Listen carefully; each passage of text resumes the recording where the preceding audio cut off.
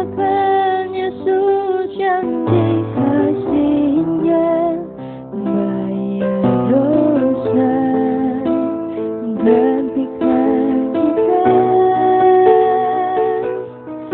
Betapa mulia dan berharga pengorbanan kasih sempurna. Tiada dapat tergantikan selain kuberikan hidup ini senangkanmu.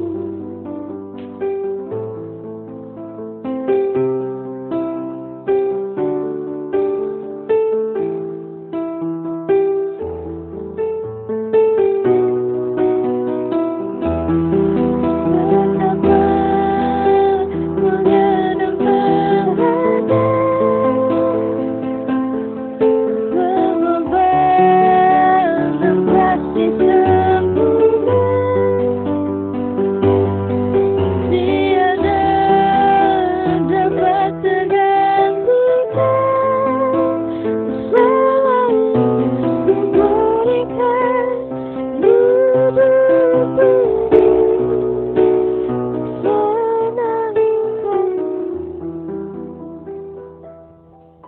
Oke, selamat malam saudara-saudaraku di dalam Tuhan.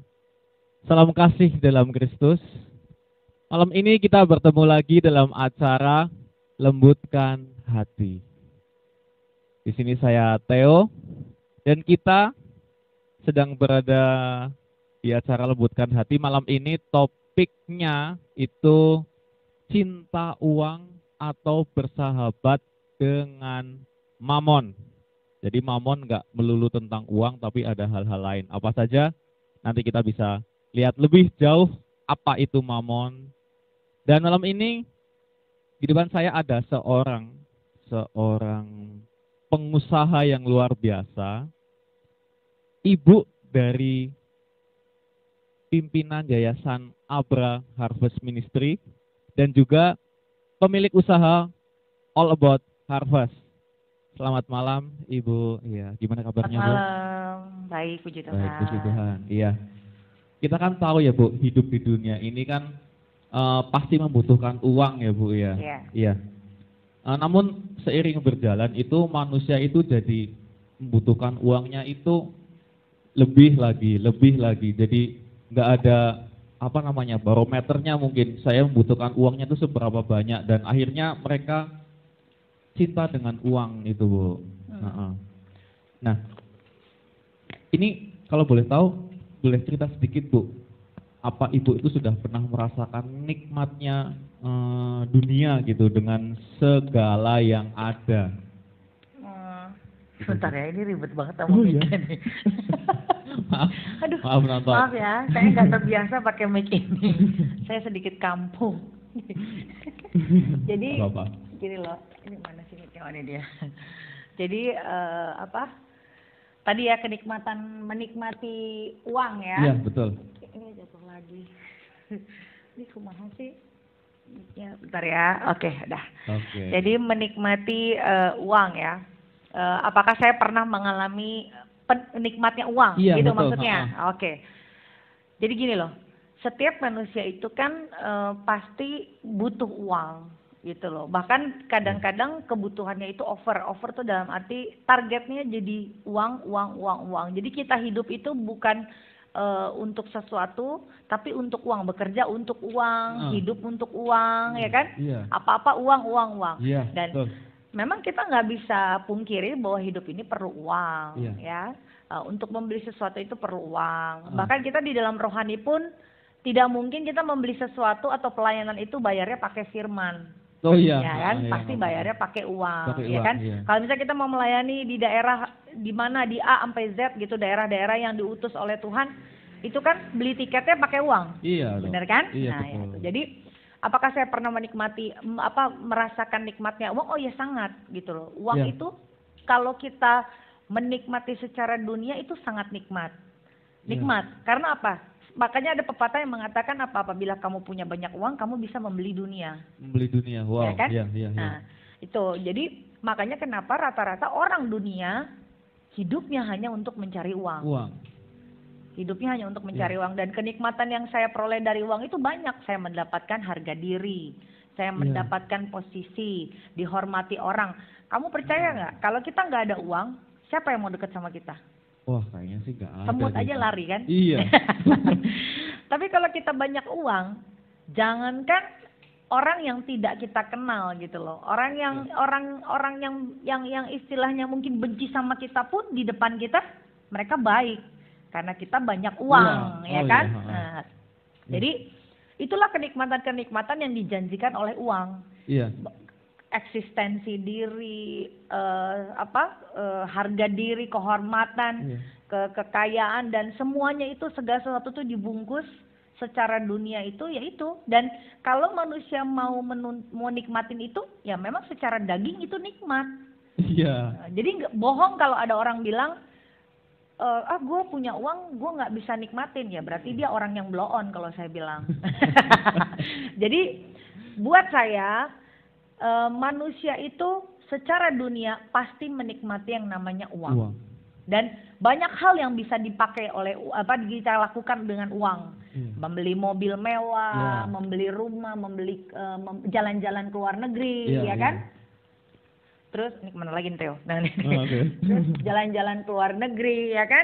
Terus udah gitu menyekolahkan anak sesuai dengan ambisi kita, terus beli perhiasan, beli berlian, beli segala macam lah gitu untuk kepentingan memenuhi kepuasan kita sendiri, ya kan? Gitu loh. Jadi kalau kita mau mengikuti yang seperti pertanyaan itu, apakah saya pernah menikmati uang? Ya iya dong, saya menikmati dulu pada saat saya sebagai pengusaha, justru kebahagiaan seorang pengusaha itu adalah menikmati hasil dari usahanya. Oh iya, betul. Iya. Itu hasil dari usahanya, ya kan? Suatu kebanggaan buat pengusaha apabila dia bisa berhasil mempunyai usaha dan bisa menunjukkan kepada orang banyak eksistensi usahanya, yaitu misalnya dengan membeli mobil baru, ya kan? Terus memakai perhiasan yang mahal, tas mahal, sepatu mahal, sehingga orang melihat bahwa dia pengusaha sukses. Nah itu. Itulah letaknya gitu loh. Jadi itu udah rata-rata semua pengusaha gitu loh. Rata-rata akan seperti itu. Makanya orang-orang menyangka pengusaha itu kehidupannya glamor, ya kan? Kehidupannya tuh yang enak-enak, yang mewah-mewah, ya itu dia tadi gitu. Tapi kalau misalnya ditanya, apakah ibu menikmati uang? Oh iya dong, saya sangat menikmati yang namanya uang dulu ya. Ini kita bicara pengusaha dunia versus pengusaha rohani. Ya kan? Gitu.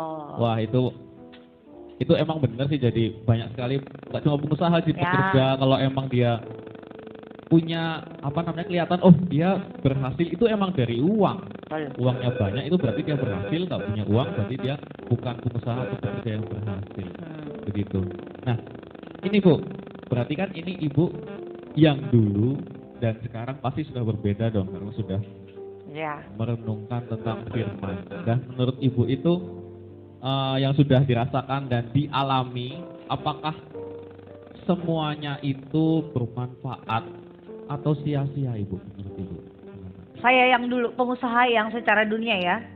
Kalau menurut saya, yang sekarang saya bicara, apa yang saya lakukan dulu itu semua sampah. Sama seperti Paulus katakan, apa yang ada di belakangku itu adalah sampah. Kenapa? Karena dulu saya adalah pengusaha yang tidak di dalam Tuhan. Pengusaha yang penuh dengan ambisi. Saya punya target loh dulu. Jadi saya tuh punya schedule. Jadi usaha saya misalnya kalau 1 tahun ya kan, saya harus punya ini. 2 tahun saya harus punya ini. Jadi saya punya long term sama short term. Jadi short term itu saya harus punya ini, long term itu saya harus punya itu. Bahkan saya sudah menargetkan sama suami saya dulu ya, saya bilang pokoknya saya harus punya rumah yang ada kolam berenangnya, anak-anak harus sekolah di luar negeri. Satu orang kalau mereka nanti menikah saya kasih rumah 1, mobil 1. Pokoknya udah planning secara hakikinya dunia lah. Nah, sudah sangat tertata ya kan. Nah, untuk mendapatkan itu berarti pengusaha ini harus apa?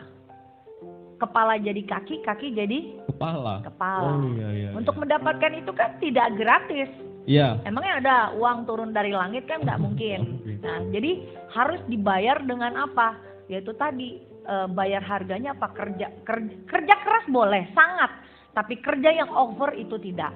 Gitu Oh, loh. gitu. Saya dulu Iya. kerja itu kayak nggak punya waktu gitu loh. Dari pagi sampai subuh saya istirahat tidur bentar 5 jam, habis itu kerja lagi kerja. Karena target di otak saya itu cuman rumah, kolam renang, luar negeri, Mindset mobil. itu ya. Nah terus itu. ya. Iya, Jadi itu iya. bagaimana saya berlomba-lomba untuk supaya itu tercapai sebelum umur saya 50 tahun gitu. Saya udah punya target seperti itu. Iya. Dan itu sangat ambisius kan? Iya. Dan itu sangat bertentangan dengan firman. Oh, Gitu. Itu menarik loh tadi. Kerja keras itu perlu, tapi over itu jangan ya, Bu. Ya enggak dong, segala sesuatu Iya. yang berlebihan itu kan bahaya. Iya, betul. Iya. Oke, itu ini kayaknya bakal semakin seru lagi. Terus? Kita bakal seru lagi. Sebelum kita akan bertanya-tanya lebih lanjut lagi, boleh kita membawakan satu buah lagu lagi. Satu buah lagu lagi. Mas Adit, satu buah lagu, silakan. Satu buah lagu lagi, kita mau mendengarkan. Dari Mbak Bevi dan Mas Adit. Ini dia.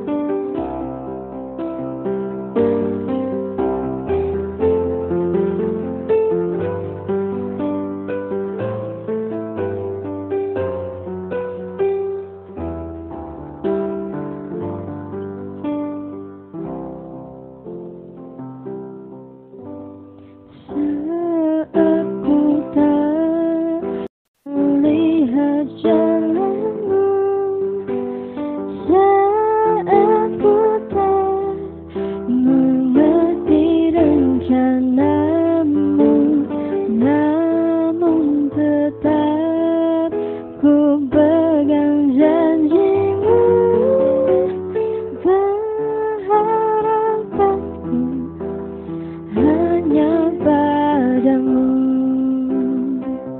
Hatiku percaya,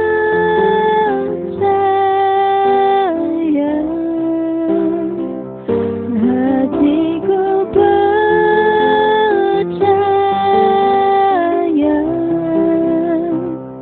hati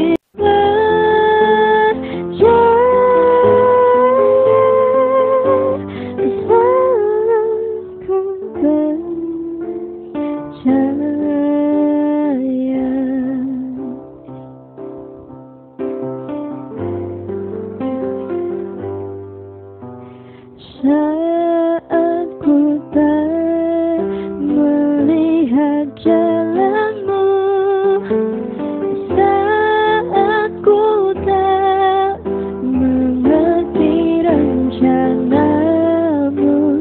namun tetap ku pegang janjimu, berharapanku hanya padamu.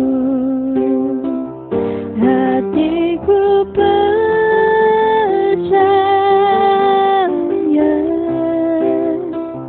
hatiku percaya, hatiku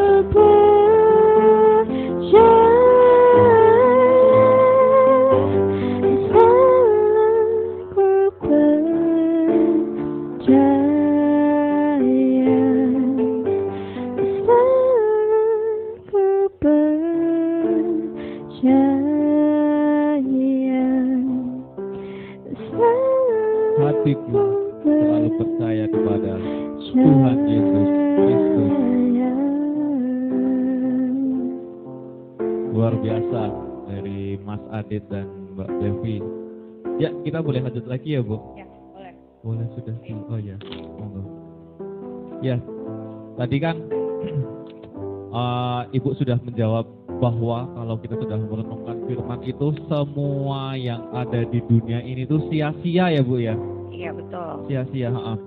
Dan kalau boleh cerita sedikit, saya itu juga sebenarnya orang yang penuh ambisi itu Bu. Jadi saya ingin merasa, kalau laki-laki itu kan dianggap Terhormat. iya Bu, kamu laki-laki kalau kamu bisa menghasilkan, kalau kamu bisa mengasih ke pasangan atau istri kamu gitu ya Bu. Nah, tapi kan saya belum pernah sampai ke kesuksesan atau apa ya, kekayaan seperti yang pernah Ibu alami gitu Bu. Nah, itu jadi ibu kan udah pernah ngalamin milikin uang miliaran mungkin ya Bu, pernah naik mobil mewah, punya pegawai banyak, tapi semuanya itu sia-sia. Dan lalu bagaimana menurut Ibu menyikapinya buat kami yang belum pernah sampai ke tahap seperti itu gitu Bu? Sebenarnya gini, firman Tuhan katakan cinta akan uang adalah akar dari segala kejahatan. Jadi uangnya nggak pernah salah, nggak pernah salah, tapi rasa cintanya, rasa hati kita itu tertuju kemana? Apakah kita tertuju kepada uang itu? Apa kita tidak pernah menganggap uang itu suatu bagian yang bisa mengatur hidup kita gitu loh. Kadang-kadang manusia itu menganggap uang itu terpenting, sehingga mereka lupa mencari sumber dari segala sumber. Karena firman Tuhan kan katakan gini, carilah dahulu kerajaan Allah dan kebenarannya, maka semua akan ditambahkan kepadamu. Saya nggak bicara berkat di sini ya. Jadi mencari kerajaan Allah itu bukan berarti kalau kita sudah mencari kerajaan Allah, terus uang kita miliaran. Bukan. Tuhan kita bukan dukun. Dia bukan jin. Betul. Jadi harus dicatat saudara-saudara, dia bukan jin. Jadi kalau kita sudah memutuskan ikut Tuhan, dia tahu apa kebutuhan kita yang terutama. Dia tahu apa yang menjadi hal terpenting yang harus dibereskan di dalam hidup kita. Jadi pertama kali pada saat saya mengubah menjadi judulnya versinya saya sebagai pengusaha rohani, pengusaha di dalam Tuhan sama pengusaha dunia. Dan tadinya saya pengusaha dunia nih. Nah, setelah saya sadar, saya membuka mata saya memutuskan untuk ikut Tuhan, saya memutuskan saya pengusaha di dalam Tuhan. Nah, itu. Jadi pada saat saya memutuskan untuk ikut Tuhan, pada saat saya memutuskan untuk ikut Tuhan itu, saya mengambil keputusan dulu. Jadi jadi gini loh, bukan kayak sulap. Jadi makanya kadang-kadang banyak orang yang bilang, Tuhan aku mau ikut Engkau. Habis itu udah mengalir kemana? Ke God. Iya kan? Ikut Tuhan itu bukan seperti itu, dan ikut Tuhan itu bukan seperti magic gitu loh, bukan seperti sulap. Butuh peranan kita 100% sebagai manusia. Makanya ada free will. Free will itu adalah kehendak bebas. Tuhan tidak pernah memaksakan kita untuk pengusaha yuk ikut saya, enggak. Kita yang memutuskan untuk ikut Tuhan. Ada di satu titik yang kita sebagai pengusaha merasakan I need you Jesus gitu. Saya butuh Engkau Tuhan. Ada suatu, sekaya apapun pengusaha itu, I have been there. Jadi saya pernah di sana. Sekaya apapun harta kita, sekaya apapun uang kita, sekaya apapun mobil kita, ada kekosongan di dalam hati ini. Jadi dunia ini tidak bisa mencukupkan itu. Dunia itu tidak bisa memberikan itu. Jadi mungkin orang di luaran lihat ya heran. Oh itu pengusaha asik ya. Naik Mercy, naik Alphard ya, beli berlian 600 juta, tasnya mewah. Tapi there is a hole, jadi ada sesuatu lubang di dalam hatinya yang harus diisi. Dan dunia tidak bisa mengisi itu. Itu dia. Jadi itu secara pribadi saya secara pribadi. Jadi kenapa saya memutuskan sebagai pengusaha ikut Tuhan itu juga bukan hal yang mudah. Bukan hal yang mudah. Kenapa? Seorang pengusaha itu bekerja itu hanya memikirkan profit. Betul. How we do profit gitu loh, how to earn profit, bagaimana mendapatkan profit. Profit. Nah itu pengusaha, Iya. makanya dibilang pengusaha. Heeh. Nah ya kan. Iya. Nah makanya mereka menciptakan bagaimana barang ini menghasilkan suatu profit yang Iya, menguntungkan. Nah itu dia. Jadi kalau saya sebagai itulah yang membuat saya untuk Tuhan, saya butuh Engkau. Kenapa? Karena ternyata dunia ini tidak bisa membuat jaminan kepada saya bahwa semua harta yang saya punya itu Iya. bisa menjamin hidup saya. Bisa menjadi Hanya di dalam Yesus loh. Iya, iya. Karena firman Tuhan mengatakan, akulah jalan kebenaran dan kehidupan. Iya. Jadi hanya Yesus. Bukan mobil Mercy, Oh, iya. bukan mobil Alphard, bukan rekening miliaran, bukan. Yesus.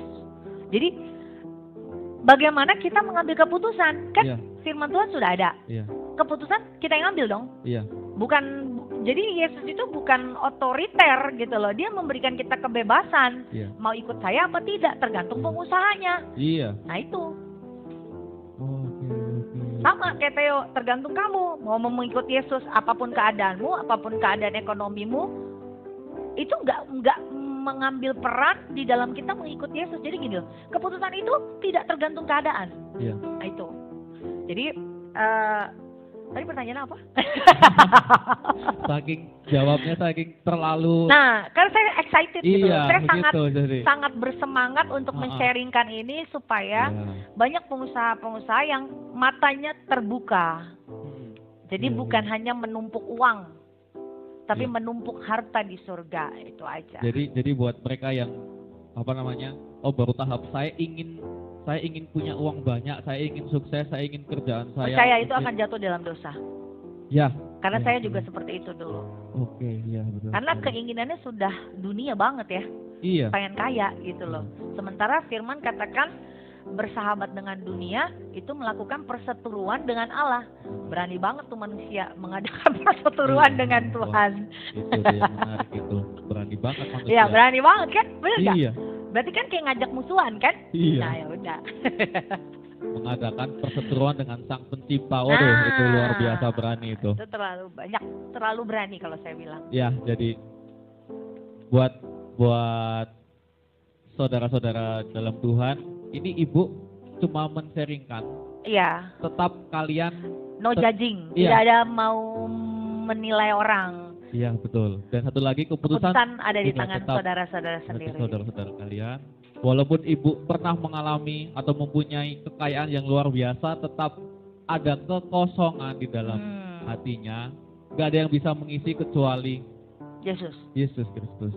Gitu. Wah, luar biasa ini ya.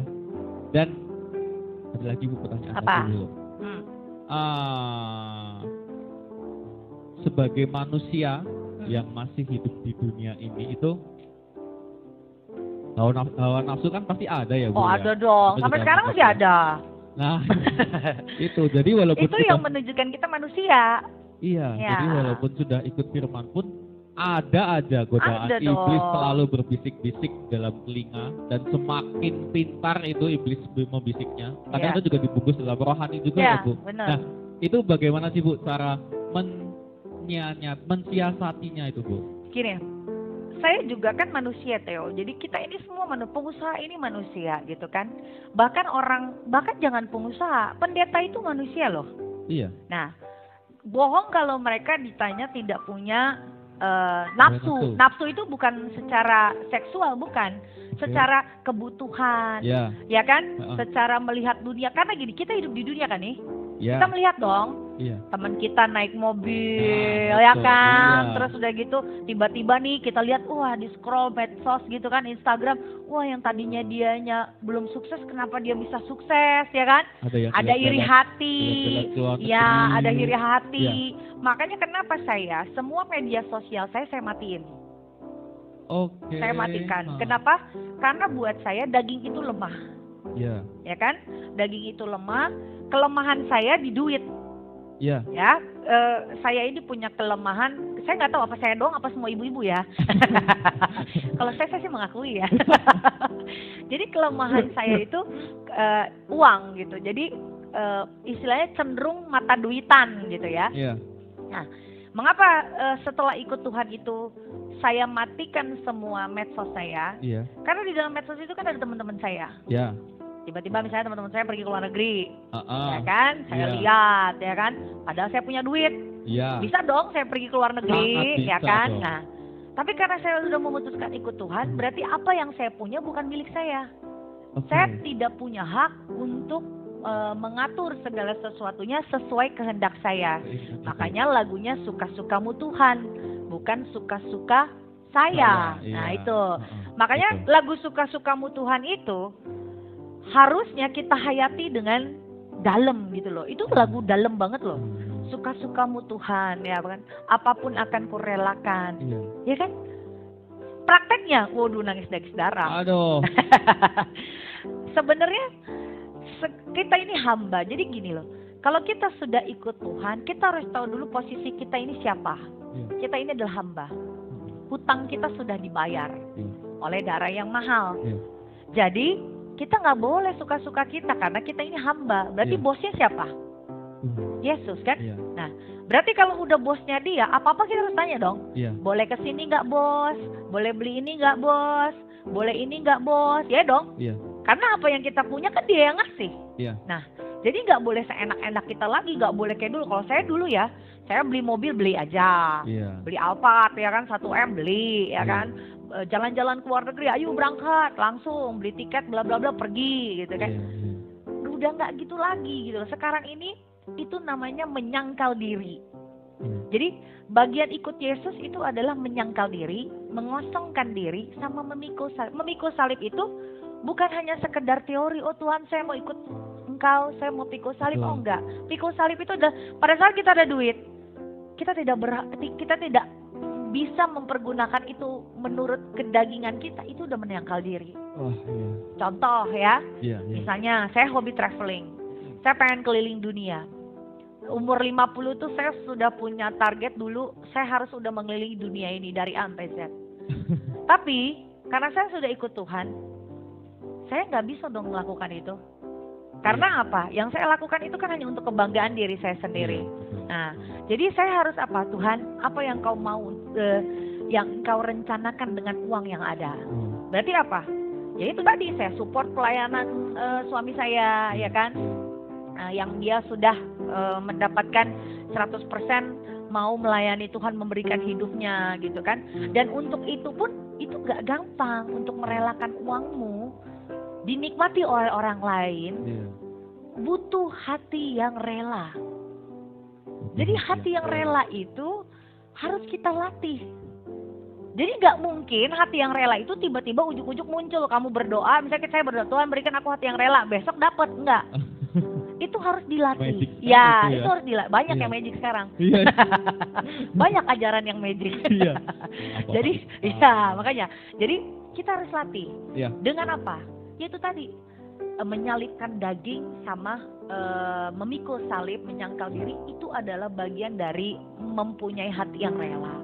Dan itu kita harus melakukan itu supaya apa? Itu adalah bentuk kita mencintai Yesus. Karena dia sudah mati kan buat Iya, kita. iya, betul. Sekarang pertanyaannya, apa sih balasan kita buat dia?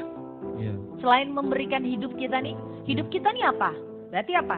Anggota tubuh, pikiran, Iya. hati, termasuk uang. Iya, Kan hidup, betul. including gitu loh, semua hidup ya kan? Berarti yang termasuk di dalam hidup seorang Evin tuh apa? Uangnya, Iya, termasuk. anaknya, suaminya, usahanya, semuanya kan? Iya. Bahkan Iya. semuanya, rambutnya. Dulu saya rambut saya pink loh. Oh, Tapi, gitu. iya. Iya. Dulu saya rambut saya pink, saya selalu mengikuti tren-trennya Iya. dunia ini loh, Iya. fashionable-nya ini loh, ya kan?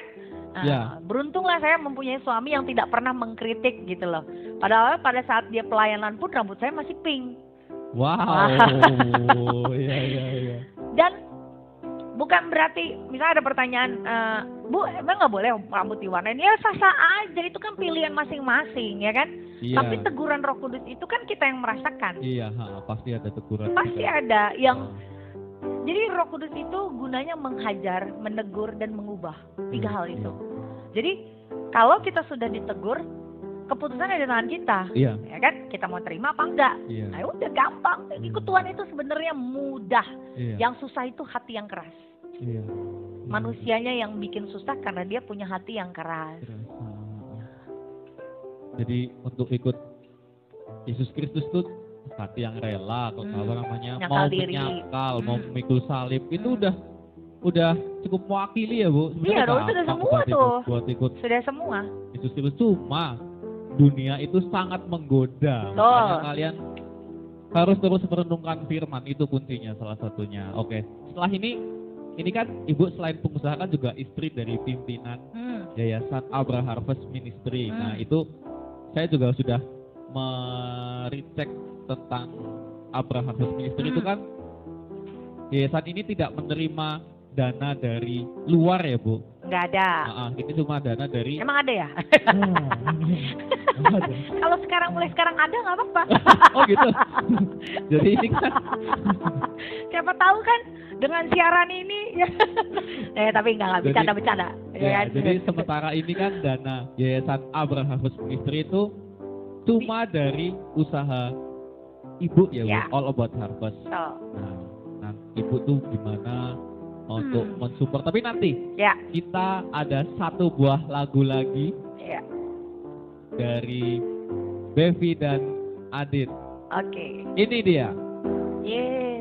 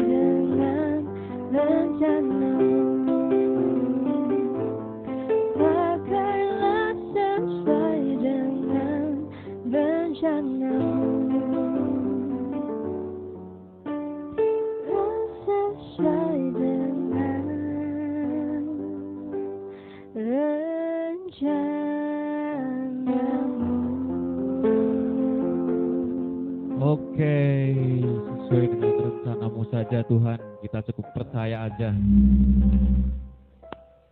Ya, kita baru saja hadir satu orang lagi. Nah, pasangan dari Ibu Yohanes, yaitu Bapak Yohanes. Selamat malam Bapak Yohanes. Iya. Ini dia pimpinan Yayasan Abra Harvest Ministry.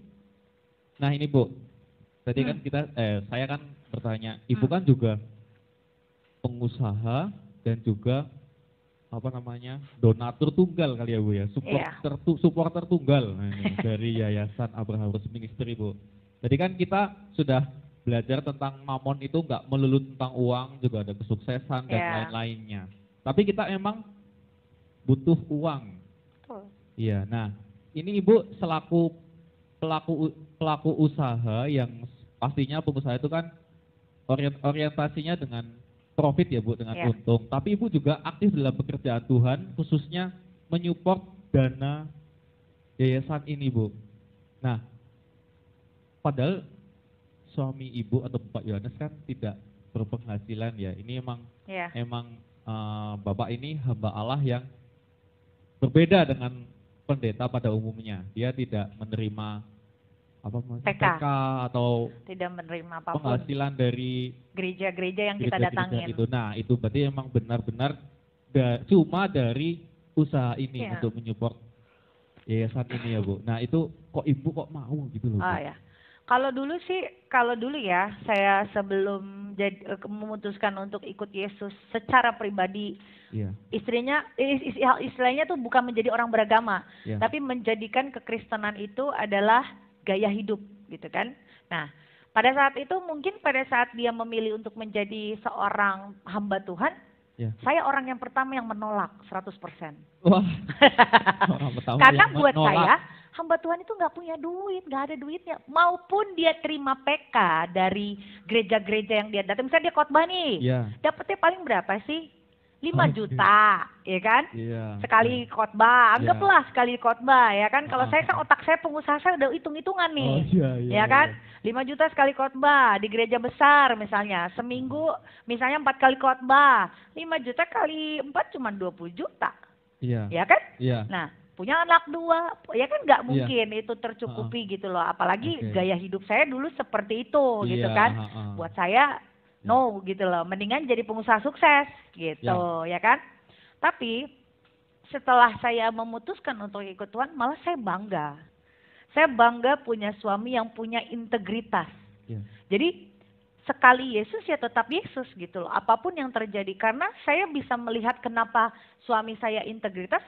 Kalau suami saya tidak punya integritas, sampai detik ini saya tidak akan mengeluarkan uang seperak pun untuk pelayanannya. Kenapa? Karena saya seorang pengusaha itu melihat, misalnya ini penampakannya nih ya, kita sudah menjangkau ke jauh lebih ke sana gitu. A, P, Z tuh kita udah baca. Misalnya kayak saya jual pisang goreng, saya udah bisa tahu nih profit nanti saya selama setahun berapa. Padahal mungkin saya belum melangkah untuk mengambil pisang goreng ini, tapi saya sudah punya segala macam strategi-strateginya, itu kan sama. Pada saat suami saya memutuskan untuk menjadi hamba Tuhan, saya sudah memikirkan ke depannya seperti apa. Apalagi pada saat dia bilang, yang saya sudah memang mau menyerahkan hidup saya 100% sama Tuhan, dan saya tidak mau menerima PK. Waduh, saya mah bukannya langsung, haleluya puji Tuhan, waduh. Itu sih saya bukan saya banget itu sih. Jadi saya pada saat dia memutuskan, terus pertanyaan saya cuma satu, saya sama anak-anak makan apa? Karena buat saya ya pada saat itu adalah seorang suami itu harus menghasilkan uang. Karena laki-laki itu adalah kepala keluarga. Itulah doktrin yang diberikan oleh dunia. Kepada seorang laki-laki. Kepada seorang anak perempuan, ya kan? Anak perempuan didoktrin supaya apa? Suami mencari uang, ya kan? Pokoknya pulang setiap kali mereka kerja harus setor uang. Itu doktrinnya. Sampai dulu pun saya seperti itu. Makanya suami saya selalu kalau misalnya dia pulang nggak bawa duit, saya bilang nggak boleh pulang. Karena saya selalu dengan doktrin itu bahwa pulang harus bawa duit. Nah itu ya. Jadi karena tanpa saya peduli apa kesusahan dia di luar, entah dia misalnya di luar itu udah berusaha tapi ternyata tidak membawa hasil, gitu, ngerti nggak? Saya nggak pernah mau tanya. Yang penting pokoknya gue nggak mau tahu, bawa duit aja, gitu, ya kan? Nah, tapi setelah dia memutuskan untuk ikut Tuhan, sekarang ini saya merasa itu saya bangga. Kenapa? He is different, maksudnya dia berbeda dengan yang lain, gitu loh. Bukan berarti, berarti Bu, yang lain salah dong. Oh enggak. Justru dia, saya bilang yang lain itu haknya kan. Paulus juga katakan kan, seorang hamba Tuhan itu berhak untuk mengambil haknya di dalam penginjilannya, ya kan? Iya. Nah, tapi suami saya tidak mengambil haknya. Iya. Nah, dan saya bertanya sama dia, kenapa kamu nggak mengambil haknya? Karena saya mau anak cucu saya diperhitungkan oleh Tuhan Oke. lebih lagi. Oke. Jadi mungkin gini loh, kalau buat saya, wih luar biasa kan? Berarti Iya, kan iya, seseorang yang berhak mengambil, jadi misalnya kayak saya pengusaha, iya. saya berhak untuk mendapatkan untung Iya, 5 Kak. kali lipat, tapi Ya. saya tidak ngambil. Saya Oke. tidak ngambil 5 kali lipat itu, Iya, saya berikan untuk Tuhan. iya. 5 kali lipatnya itu. Pertanyaan saya, Tuhan kita buta nggak? Enggak. Tuhan kita memperhitungkan nggak? Iya, Pasti kan? iya, Entah bukan buat ke saya, tapi ke generasi berikutnya, iya. Tuhan akan pasti perhitungkan. Pasti. Kenapa Salomo diperhitungkan Tuhan? Padahal gundiknya 1000 loh. Iya dong. Kenapa? Nah, itu. Karena dia anaknya Daud. Oke. Daud yang diperhitungkan Tuhan, Iya, bukan Salomonya. iya. Janji Tuhan terhadap Daud. Iya. Tuhan kita adalah Tuhan yang konsisten. Bukan Tuhan yang seperti kayak kita manusia gitu kan. Lidah kita tidak bertulang. Hari ini Iya. kita bilang, oh Theo begini-begini, besok bisa berubah. Ya kan? Itu, iya. Tuhan kita tidak. Iya. Dia konsisten. Makanya saya bilang, saya kagum sama keintegritasannya. Dan apapun keadaan saya, dia tidak bisa saya goyahkan gitu loh. Iya. Jadi pernah di suatu gereja besar, pada saat itu kami lagi kesusahan duit lah, istilahnya banyaklah kerugian atau nombok-nombok gitu ya. Tiba-tiba gereja itu memberikan amplop, tebel loh, tebel. Saya udah keker tuh, nggak usah saya hitung, saya udah tahu jumlahnya. Itulah kehebatan saya gitu. Saya bisa mengkeker dari amplopnya. Ya kan? Ada chemistry. Ada, waktu ada, ya. ada, makanya. Itu kelebihan saya sebenarnya. Iya. Jadi pada saat saya lihat suami saya diberikan amplop oleh bendahara gereja, waduh, saya langsung, bukan saya lirik orang yang memberi, saya lihat amplopnya. Iya. Wah tebel nih, gitu kan? Iya. Wah, langsung mata saya udah, oh bangsa 5 jutaan atau berapa 10 juta lah ya kan? Iya, iya. Itu. Terus saya bilang sama suami saya ini kan selalu ngasih uang ke saya gitu kan. Maksudnya dia kasih tuh uang ke saya, tapi dia berpesan, jangan dibuka yang, kasihkan kembali kepada gereja tersebut gitu kan. Nah, gereja itu gereja besar. Iya. Isinya orang kaya semua. Iya. Saya nggak rela untuk memberikan gitu kan. Pada Iya, saat iya, suami iya. saya bilang berikan kembali, lah orang ini, saya sempat debat. Saya bilang, lah ini gereja besar kok Iya. gitu kan. Ngapain lagi dikembalikan? Kita berikan aja kepada gereja-gereja kecil yang membutuhkan. Iya, bisa juga Ya, tuh. suami saya bilang apa? Oh enggak, itu alasan kamu. Tapi begitu sampai nanti kamu pegang uangnya, kamu kamu buka, kamu hitung, kamu Iya. akan punya rasa memiliki. Oh, iya. Dan itu adalah dosa. daging lemah sih ya, Bu. Iya, Iya, gitu. iya. Jadi saya sekarang lebih paham gitu loh. Kenapa saya nggak Oke. disuruh buka? Kenapa saya nggak hitung? Karena bener loh. Kalau makanya kenapa daging itu lemah? Ya itu tadi, iblis itu tahu kelemahan kita, Iya. ya kan? Nah, tapi nggak tahu kenapa saya pada saat itu saya berusaha, saya sangat mencoba, kan karena saya sudah memberikan hidup saya sama Tuhan, otomatis saya harus melembutkan hati dong. Iya. Nah, begitu dulu sebenarnya pada saat dulu kalau suami saya melarang saya seperti itu, Iya. oh saya lawan. Iya, iya. Tak aja ngatur-ngatur ya kan. Nah. Tapi karena saya sudah memutuskan untuk hidup di dalam Tuhan, saya nurut, saya patuh. Saya taruh lagi, tapi di dalam hati saya berdoa, Tuhan kuatkan saya, Tuhan kuatkan saya, Iya. Tuhan kuatkan saya.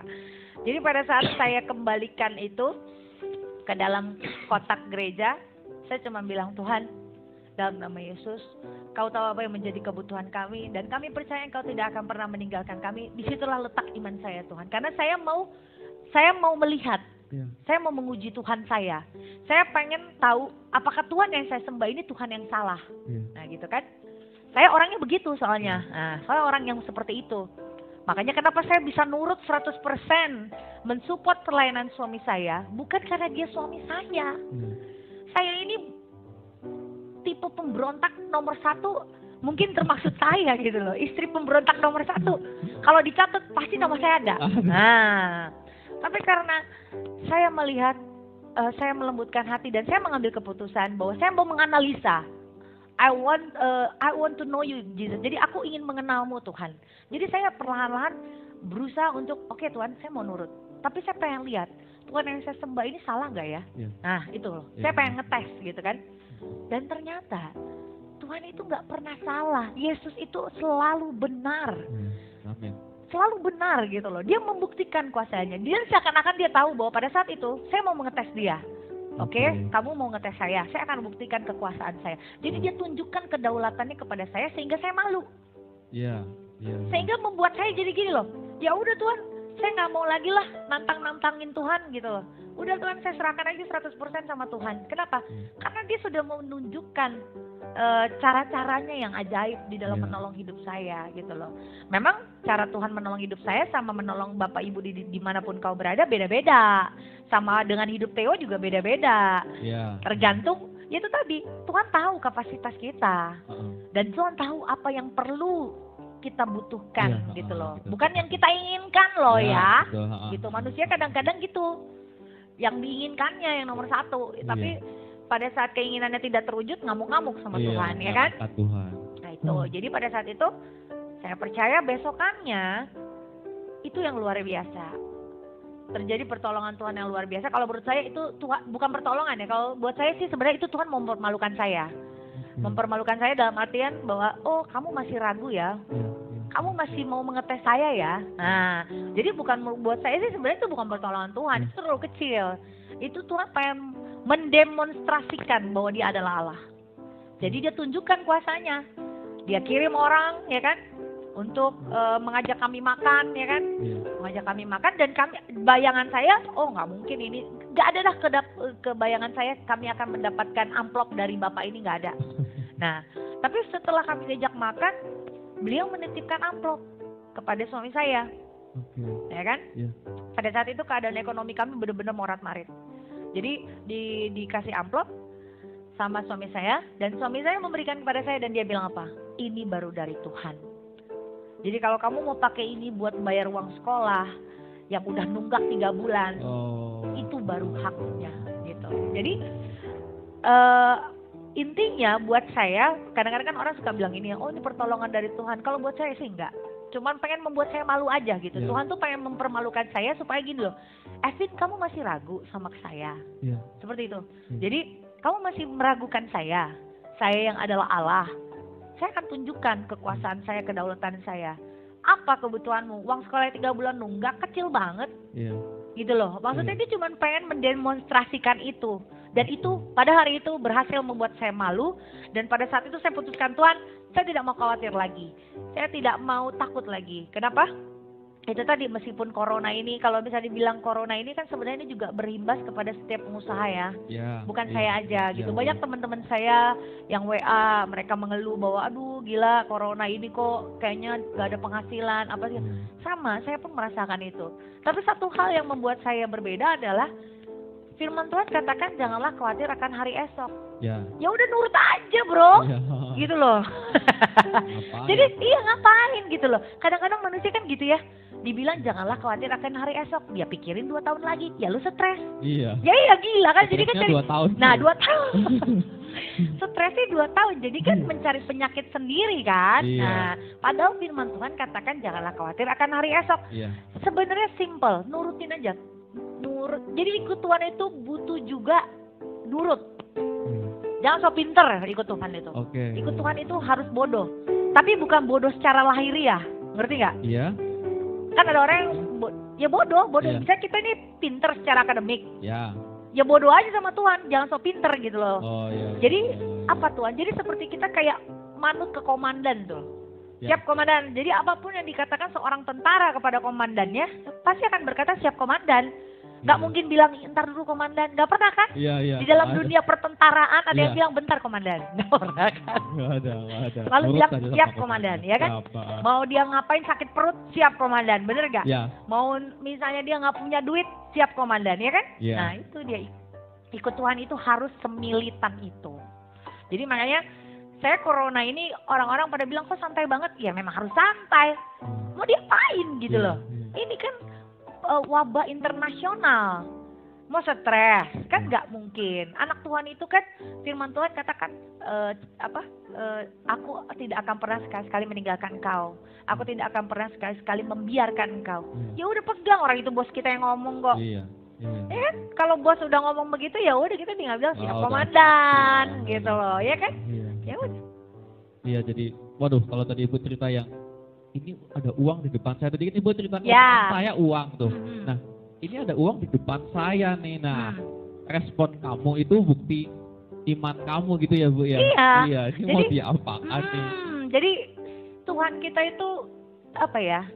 Kalau saya bilang ini saya pribadi ya. Iya. Mohon maaf kalau Bapak Ibu di sana kurang setuju, tapi menurut saya Tuhan saya yang saya sembah ini, Yesus ini adalah unik. Dia itu seringkali menguji iman kita. Makanya di firman dikatakan ujilah aku. Oke. Ya kan? Iya. Ujilah aku itu bukannya ujinya seperti apa, tapi ujilah dia mengenai kedaulatannya. Iya, iya. Ujilah dia gitu Iya, loh. iya. Jadi pada saat kita khawatir, ujilah dia. Iya. Pada saat kita lagi merasa galau, ujilah dia. Iya. Gitu loh. Pada saat engkau diberkati, ujilah dia. Di mana hatimu pada saat engkau diberkati, ujilah dia.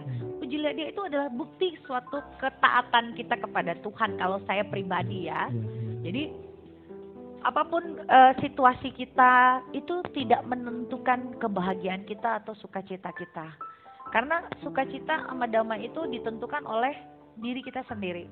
Contoh, kayak saya juga banyak hal-hal yang sebagai pengusaha itu misalnya kayak kerugian ya. Ruginya saya ini semasa corona ini luar biasa. Iya, iya. Banyak yang harus saya tombokin tuh. Jadi sanggup nggak? Enggak. Secara dunia sanggup? Enggak. Nggak sanggup. Enggak sanggup. Hmm.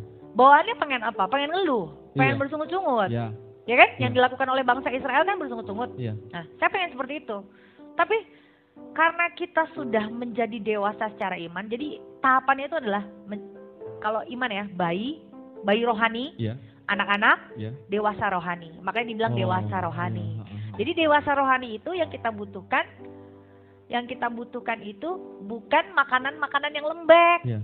tapi makanan-makanan yang keras. Ya kan? Iya. Nah, gitu. Oke. Silakan. Ada Iya, lagu katanya ya. Nanti Saya kita sampai iya, nanti kita ada tanggapan juga dari Bapak Yohanes saya sampai dan juga dibantuin ya. dasar-dasar firman. Iya, ada juga dasar-dasar firmannya. Tapi kita dengerin satu buah lagu lagi yang sangat indah dari Mas Adit dan Mbak Bevi. Ini nih.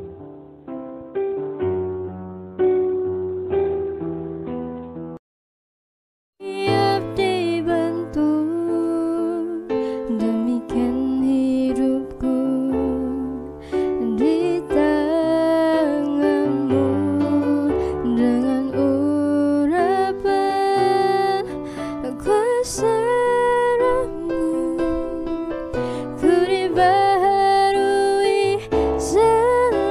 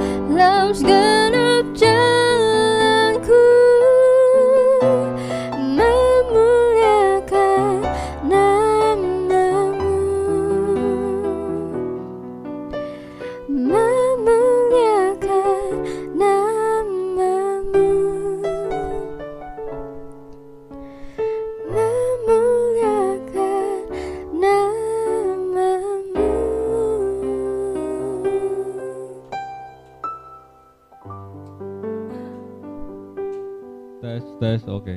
Oh, ya. Aku mau ingin sepertimu, Yesus. Jadi boleh dilanjutkan Ibu? Oh iya. Tadi kayaknya ada yang masih menarik itu. Ya apa tadi? Ayo. Kok Ibu mau tetap, apalagi kalau tadi ada uang di depan mata itu pasti sakit sekali ya? Iya, sakitnya tuh di sini.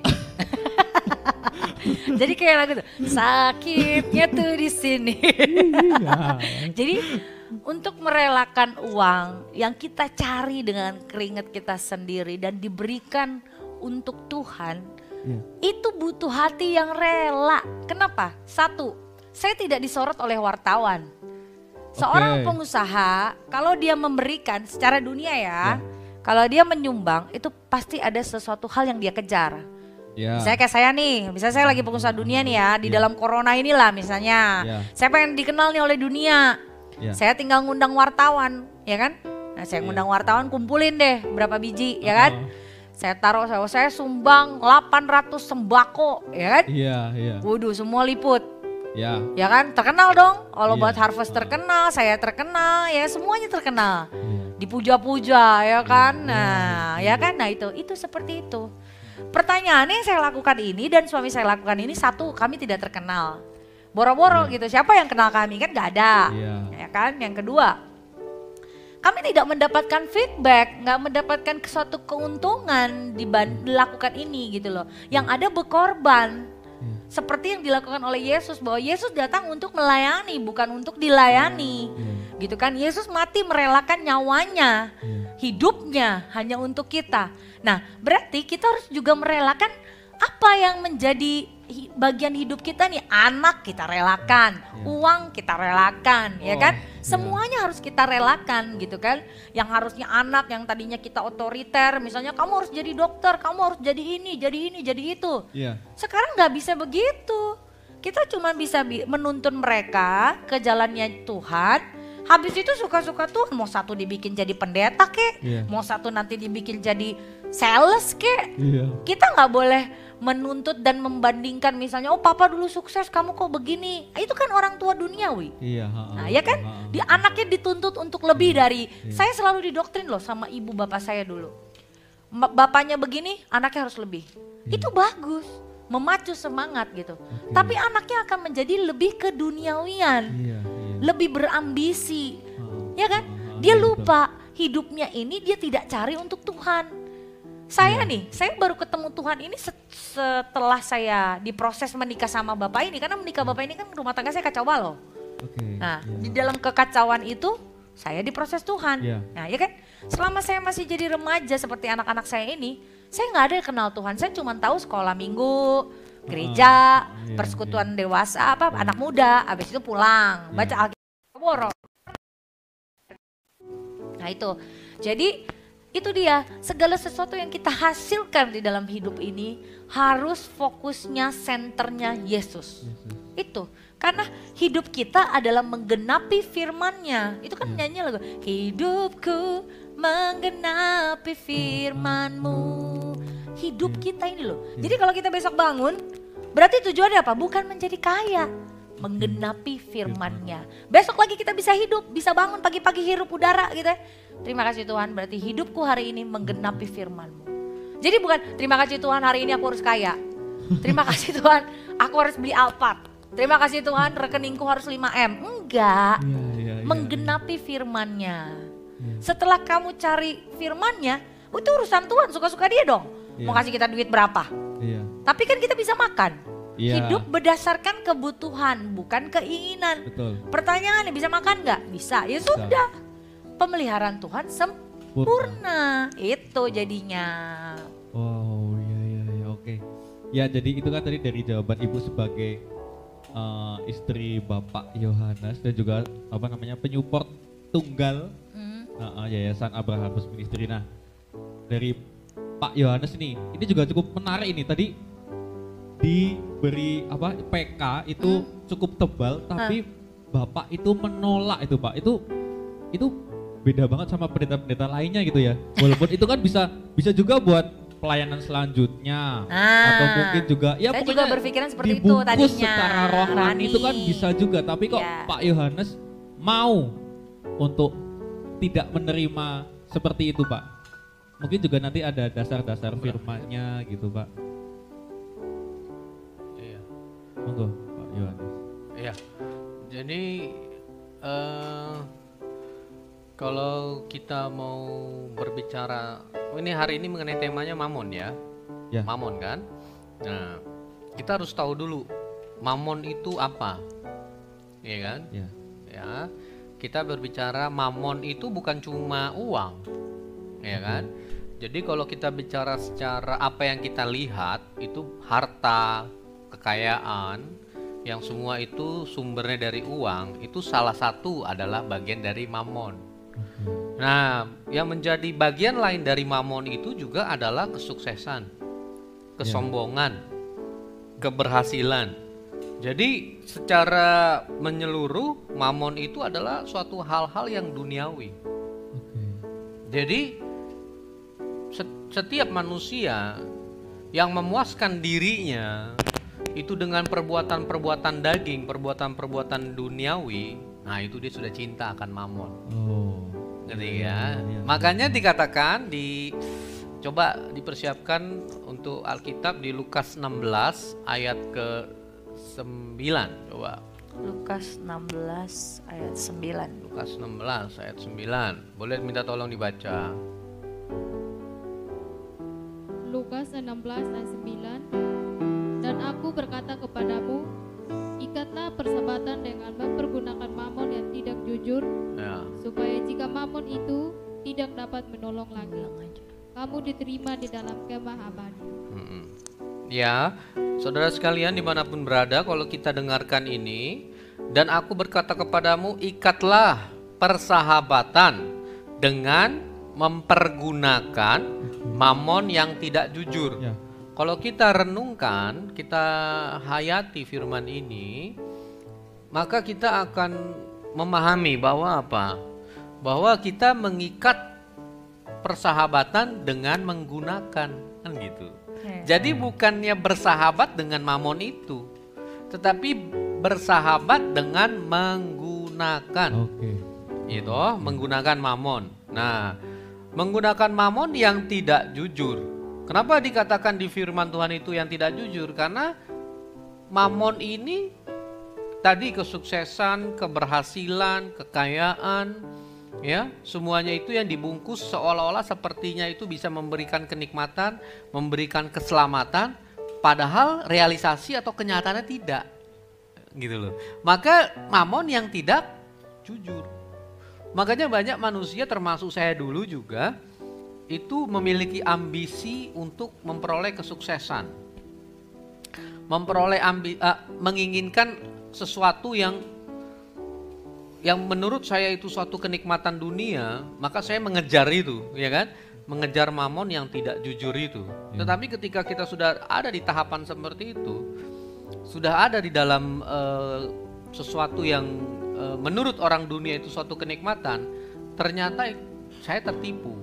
Gitu kan, tadi istri saya juga sudah jelasin ya, gitu loh. Jadi hampa, jadi seperti mayat hidup gitu loh, ya. Secara lahiriah manusia melihat kita hidup, ya kan, tetapi di dalam kita ini mati, gitu loh. Apa yang kita miliki, mau apapun itu, mau kita mobil mewah, mau kita punya uang di tabungan sedemikian banyaknya, ya kan, tetapi semua itu nggak berarti. Nah, beda ketika kita memutuskan untuk hidup di dalam Kristus, mau kita punya uang seberapa, mau cuma sedikit pun gitu loh, berbeda jauh dengan dahulu, tetapi hati itu damai sejahtera. Ya kan? Ada kepuasan gitu loh. Ada ketenangan gitu loh, ya. Nah, inilah makanya saudara-saudara sekalian ini harus merenungkan firman supaya kita tidak salah dalam mengambil keputusan. Jadi saya ulangi, bersahabat dengan menggunakan mamon yang tidak jujur itu, ya kan? Makanya di akhirnya itu kan, supaya ketika mamon itu tidak dapat menolong lagi, kamu diterima di dalam kemah abadi. Jadi kalau kita sudah mengakhiri hidup di dunia ini, mamon udah nggak bisa menolong lagi. Mamon yang tidak jujur itu udah nggak bisa. Karena mamon yang tidak jujur itu adalah selama manusia hidup di dunia. Nah, kalau kita sudah berakhir hidup di dunia, siapa yang menolong kita? Nggak ada. Ya kan? Seperti sekarang ada virus corona, Virus corona, mamon yang tidak jujur juga nggak bisa berbuat apa-apa. Rekening miliaran, triliunan, tetapi tetap apa? Di rumah. Iya. Atau lagi misalnya orang yang triliunan atau yang orang terkaya sekalipun, mereka nggak bisa berbuat apa-apa yang mereka miliki di dunia ini terhadap virus Corona. Nah, begitu peristiwa ini membuat kita ini menyadari, ya kan, bahwa selama ini yang kita kejar, yang kita cari atau yang menjadi ambisi kita ini apa? Ternyata nggak bisa membuat kita itu untuk apa? Untuk senantiasa melakukan apa yang kita inginkan, kita harapkan selama ini ternyata. Hanya gara-gara virus Corona. takut mati gitu kan. Iya. Makanya kan firman lagi di Matius 16 ayat 26. Di Matius 16 ayat 26. Ayo coba. Matius 16 ayat 26. Boleh. Matius 16 ayat 26. Apa gunanya seorang memperoleh seluruh dunia tapi kehilangan nyawanya? Nah, Dan apakah yang dapat diberikannya sebagai ganti nyawanya? nah, ya. Jadi Matius 16 ayat 26 ini kan dikatakan apa? Apakah gunanya? Matius 16 ayat 26 tadi. Apa gunanya seorang memperoleh seluruh dunia tetapi kehilangan nyawanya? Ya. Iya. Jadi itu menggambarkan atau mengatakan bahwa apa? Orang yang sudah memiliki dunia, ya, yang mamon yang tidak jujur itu sudah dia peroleh, tetapi kehilangan Nyawa. nggak dibawanya itu apa harta, kesuksesan Iya, semua, dan iya. bukan itu tolak ukurnya ketika apa manusia akan dihakimi. Ayat 27-nya saya bacakan langsung. Sebab anak manusia akan datang dalam kemuliaan diiringi malaikat-malaikatnya. Pada waktu itu ia akan membalas setiap orang menurut apa? Perbuatannya. Gitu loh. Jadi setiap orang akan dihakimi pada saat nanti penghakiman apa yang sudah diperbuat oleh manusia-manusia itu. Iya. Jadi mamon yang tidak jujur nggak bisa menolong. Iya. Ya kan tadi yang Lukas 16 ayat 9 nggak bisa Nggak menolong. bisa menolong. Berapapun uang yang kita kejar, berapapun kita terkenal di dunia ini, berapapun apapun yang sudah kita bangun di dunia ini dengan kita dihormati orang, dihormati manusia, menjadi orang terhormat, tetapi kalau kita tidak hidup di dalam Kristus tidak dapat Sia-sia. menolong. Nah, makanya dibilang sekali lagi mamon yang tidak Jujur. ya kan? Nah, mau kita menyembah mamon yang tidak jujur? Kan gitu. Iya. Makanya ketika saya memutuskan tadi pertanyaannya, Pak, kok kenapa Bapak tidak menerima persembahan Ya, itu, kasih ini? Padahal itu gereja hak ya. saya. Lu ini pribadi. Mm-mm. Pribadi. Pribadi. Karena gini, makanya Yayasan Abra ini Tuhan taruh di hati saya. Itu kalau coba kita di 1 Timotius 1, ini artinya begini. Ini saya bisa samakan kondisinya itu dengan saya yang manusia berdosa. Paulus ya. Surat Paulus 1 Timotius 1 ayat 13. Ya. Aku yang tadinya seorang penghujat, ini Paulus punya kesaksian, dan seorang penganiaya dan seorang ganas, tetapi aku telah dikasihaninya. Karena semuanya itu telah kulakukan tanpa pengetahuan, yaitu di luar iman. Saya memang secara lahiriah jasmani nggak menghujat gitu loh orang-orang beragama Kristen, saya tidak. Tetapi secara tidak langsung melalui perbuatan saya menghujat Allah. Saya kalau mengingat renung, kalau selama ini makanya ketika saya merenungkan betapa jahatnya saya. Kemarin waktu beberapa hari atau beberapa bulan yang lalu tuh ketika istri saya lagi lihat di Facebook itu yang kamu orang wanita membuang janinnya tuh. Iya. Itu membuat saya teringat berapa banyak saya suruh wanita-wanita itu aborsi. Iya ya, sedih. Berarti saya ketika saya pembunuh. Pembunuh Saya suruh matikan. Aduh, ribuan ya. saya jahat. Ngerti nggak? Iya. Nah ini, saya ketika itu saya renungkan, waduh, saya jahat. Saya lakukan itu semua di luar iman. Memang saya tidak menghakimi orang-orang beragama Kristen, enggak. Tapi saya di sini jahat di mata Tuhan. Nah makanya ayat 14 yang malah kasih karunia Tuhan kita itu telah dikaruniakan dengan limpahnya kepadaku. dengan iman dan kasih dalam Kristus Yesus. Perkataan ini benar dan patut diterima sepenuhnya. Kristus Yesus telah datang ke dunia untuk menyelamatkan orang berdosa. Dan di antara mereka akulah yang paling berdosa. Tetapi justru karena itu aku dikasihani. Agar dalam diriku ini, sebagai orang yang paling berdosa, Yesus Kristus menunjukkan apa? Seluruh kesabarannya. Lihat. Dengan demikian aku menjadi contoh bagi mereka yang kemudian percaya kepadanya. Dan mendapat hidup yang kekal. Jadi untuk menjadi kesaksian bahwa saya yang dulunya berdosa, yang sangat-sangat tidak layak, mungkin kejahatan yang saya lakukan itu sangat-sangat lebih berat dibanding yang misalkan istriku atau hamba-hamba Tuhan yang lainnya.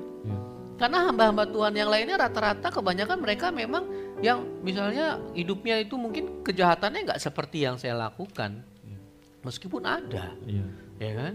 Nah, tetapi ini yang membuat saya tidak mau mengambil persembahan kasih itu apa? Karena sudah banyak begitu kejahatan yang saya lakukan bagi Tuhan. Padahal saya orang beragama Kristen, kan gitu. Kemudian saya mendapatkan belas kasihan. Saya kalau teringat itu yang saya membunuh setiap janin-janin itu, dan saya melakukan perzinahan. Kemudian saya juga kejahatan-kejahatan yang dimana itu saya sombong, ya kan? Saya berzina, berbuat cabul, ya. Kemudian lagi saya ketika saya sudah menikah pun saya mengkhianati istri juga, kan gitu. Nah, ini semua kejahatan-kejahatan yang saya lakukan, tetapi saya memperoleh belas kasihan. Nah, saya diberikan kesempatan, ya. 1 Petrus 2 ayat 9, makanya apa? Kita sudah ditarik keluar dari kegelapan menuju terang yang ajaib. Maka saya putuskan, Tuhan, hidupku aku persembahkan untuk Engkau. Jadi aku telah dibayar lunas. Maka bukan aku lagi bayar. Jadi kalau jemaat dimanapun berada, umat-umat Tuhan dimanapun berada, kalau kita yang namanya memberikan kolekte atau apapun yang namanya persembahan, bukan kita bayar. Jadi kalau saudara-saudara mendengar ada gembalanya hamba Tuhan yang menyampaikan, ayo bayar perpuluhan maka engkau akan mendapatkan perlipat gandaan, itu keliru. Yes, setuju. Keliru. Karena kita bukan bayar. Iya. Apa yang kita bayar? Iya. Roma 12 ayat 1 apa? Persembahkan hidupmu. Persembahan yang Mempersembahkan sejati hidupmu. adalah mempersembahkan hidupmu, betul. Jadi bukannya bayar. Kita sudah dibayar sama Tuhan, bagian kita mempersembahkan tubuhmu. Hidup ya. Nah ini makanya Tuhan, aku persembahkan tubuhku. Nah dari tubuh itu kita bekerja, kita menghasilkan uang. Dari tubuh kita melakukan suatu karya-karya di dunia ini. Nah itu untuk Tuhan. Itu yang harus dimengerti sebetulnya. Jadi bukan kita bayar, Tuhan gak butuh uang kita, enggak. Tuhan butuh kita mempersembahkan tubuh. Roma 12 itu ayat 1. Nah makanya saya bilang, Tuhan aku persembahkan tubuhku, segenap jiwaku, segenap kekuatanku, akal budiku, ya, untuk pekerjaan Tuhan. Mau itu gereja, mau itu perkumpulan jemaat-jemaat yang kaya raya, yang besar, ataupun apalagi perkumpulan jemaat-jemaat yang di desa-desa, ya nggak mungkin lah saya terima. Yang besar saja saya nggak terima, kan gitu. Karena saya mempersembahkan tubuh. Saya melakukan ini karena apa? Karena Tuhan terlebih dahulu mengasihi aku. Tuhan telah membayar aku sudah dibayar lunas. Maka sebagai gantinya, ku persembahkan hidupku. Nah makanya setiap umat Tuhan sebagai pengusaha-pengusaha, pekerja dimanapun berada, sekaranglah waktunya kita mempersembahkan tubuh kita. Gitu. Mempersembahkan tubuh kita, mau kita sebagai pengusaha, sebagai pedagang, sebagai pekerja. Bukan lagi kita membayar. Jadi keliru. Kalau kita punya pemahaman, oh aku udah bayar kok, yang namanya misalkan labelnya perpuluhan, atau yang namanya kolekte buah sulung, saya sudah bayar kok buah sulung. Tuhan gak butuh uangmu, benar.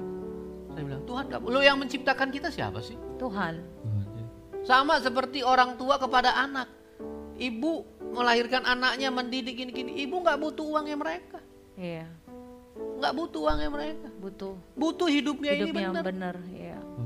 Ngerti nggak sampai di sini? Hidupmu benar, mau kau kasih mau berapapun, ini bukan untuk kesenangan orang tuanya, Tapi itu menjadi kesukaan, anakku sudah bisa menghasilkan. Iya. Sama kayak gitu. Coba ditanya sama ibu-ibu ketika mendidik, wah itu namanya ibu-ibu ngaco. Kalau misalkan mendidik anaknya supaya dia bisa mendapat bayaran dari anaknya. Iya. Itu ngaco gitu. Iya. Ngerti sampai sini? Iya. Tetapi kalau ibu-ibu yang benar atau orang tua yang benar, bapak-bapak juga yang benar, mendidik anak-anaknya supaya mereka menjadi anak-anak yang benar. Iya. Tetapi kalau orang tua yang mengendaki anak-anaknya supaya nanti ketika kamu gede, kamu menjadi mesin pencari uang untuk kamu, itu orang tua yang gak bertanggung jawab. Iya. Nah, apalagi Allah kita yang bertanggung jawab, memiliki integritas. Iya. Iya. Gak butuh manusia untuk membayar dia. Jadi keliru. Ya, keliru, benar keliru. Makanya di sini melalui acara Lembutkan Hati yang oleh kita melalui Instagram Being Disciples of Jesus, sama juga Facebook Menjadi Seperti Kristus. Dalam setiap segmen-segmen acara ini kita mau mengajak setiap umat Tuhan dimanapun berada, lembutkan hati. Amin. Lembutkan hati supaya Roh Kudus memimpin kita, memberikan pencerahan, pemahaman yang benar. Gitu loh. Ya, sebagaimana Theo juga kan punya orang tua. Orang tua mau pasti kamu berubah menjadi pribadi yang benar. Iya.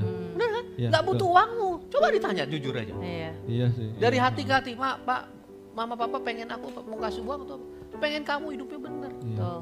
Iya kan? Menjadi orang yang berguna. Nah itu orang dunia aja, orang tua dunia aja tahu apa yang baik untuk anak. Apalagi Allah. Apalagi Allah. Iya. Kan gitu.